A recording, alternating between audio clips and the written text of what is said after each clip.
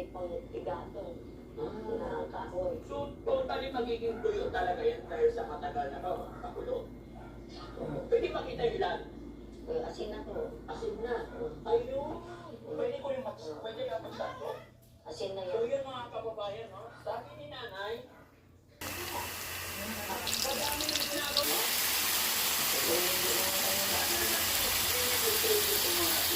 Ano yung tingin kong pangito mga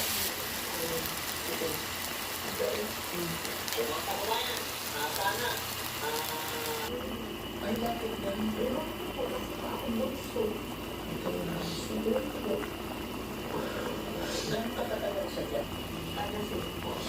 So, ibig sabihin, naging malulutan ka ba pa? Hindi na ingatan yung pera. Magsunod yan ako na kailangan siguro malaki pero siguro yan. Pahalagaan mo na yun. Nagsisibad ako pero wala rin ako ako mataglaan ako. Sadyang napaiyak din po ako dahil sa kanyang kahirapan na dinadanas. So, ganun talaga mga kababayan.